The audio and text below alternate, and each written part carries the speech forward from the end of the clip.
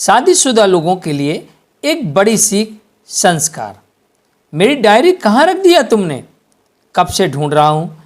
नाराज होकर बोलने की तेज आवाज़ बाहर तक आ रही थी। सास ससुर को चाय देकर पूजा कमरे में गई तो पूरी अलमारी की फाइलें बिस्तर पर फैली हुई थीं। क्या ढूंढ रहे हो आप? बेवकूफ़ औरत, कब से आवाज़ लगा रहा हूँ, अब आ रही हो? मेरी लाल वाली डायरी कहाँ रख दी तुमने? आपने मुझे कब दी? आश्चर्य से पूजा बोली। यह क्या हालत बना दी कमरे की? आप मुझसे बात मत करिए। डायरी नहीं मिली तो सब बाहर फेंक दूंगा। 1 मिनट रुकिए, ढूंढती हूँ। इधर उधर ढूंढी और डायरी मिल गई। पूजा के हाथ से गुस्से से डायरी छीनी और आदि बिना खाना खाए ऑफिस चले गए। दुखी पूजा ने भी सास ससुर को खाना खिलाकर रसोई में चली गई। पूजा और आदि की शादी को कुछ समय पहले ही हुई थी। संपन्न परिवार देख पूजा के पापा ने अपनी प्यारी गुड़िया की शादी की थी। आदि इकलौता बेटा था। घर में एक बड़ी बहन थी जिसकी शादी हो चुकी थी। ससुर जी भी नौकरी से रिटायर हो चुके थे। किसी बात की कोई कमी नहीं थी, लेकिन फिर भी पूजा आदि के व्यवहार से खुश नहीं थी। जब आदि का मूड ठीक होता तो बहुत प्यार से पेश आता, और जब मन मुताबिक कुछ ना हो तो गुस्सा 7वें आसमान पर होता और जो जी में आता बोल देता। पूजा के सास ससुर कान में रुई डाले बैठे रहते हैं। एक दो बार उन्होंने अपनी सास को बताया तो उल्टा पूजा को ही सुनना पड़ा। मर्द तो ऐसे ही होते हैं, तुम मौका ही क्यों देती हो? शांत स्वभाव पूजा घर में कलेश ना हो यह सोचकर चुप हो जाती है। बिस्तर पर लेटी सुबह की घटना के बारे में सोच रही थी कि फोन की घंटी बजी। देखा तो बचपन की सहेली रीना का नंबर था, और आज अपनी प्यारी सहेली का नंबर देखकर पूजा के चेहरे पर कोई खुशी नहीं आई और ना ही फोन उठाने की इच्छा हुई।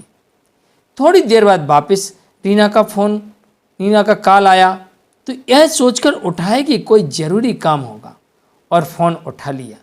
दूसरी तरफ हमेशा की तरह चुलबुली रीना थी।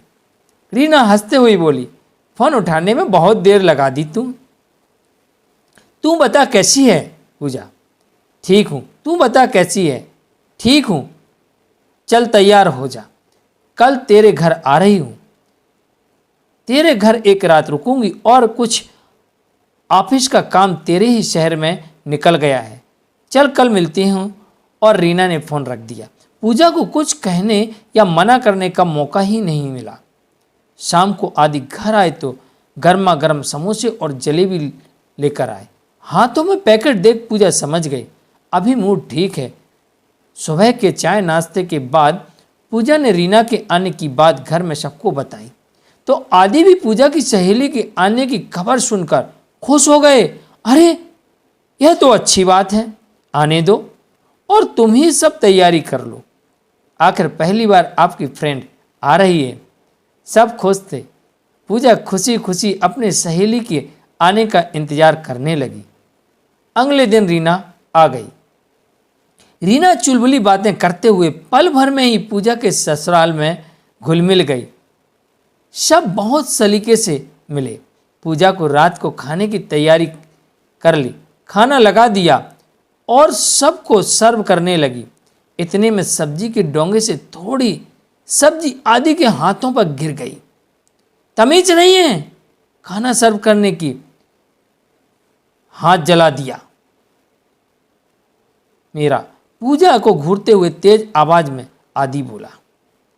पूजा बहुत शर्मिंदा हो गई। रीना तो आपकी सहेली कहीं से नहीं लगती ही नहीं, और रीना जी आप इतनी स्मार्ट और आधुनिक ढंग से सर्व कर रही हैं, इसे कुछ करना नहीं आता।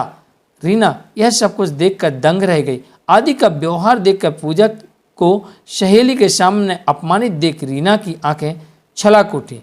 कुछ जवाब दिए बिना पूजा ने चुपचाप अपना खाना खत्म किया।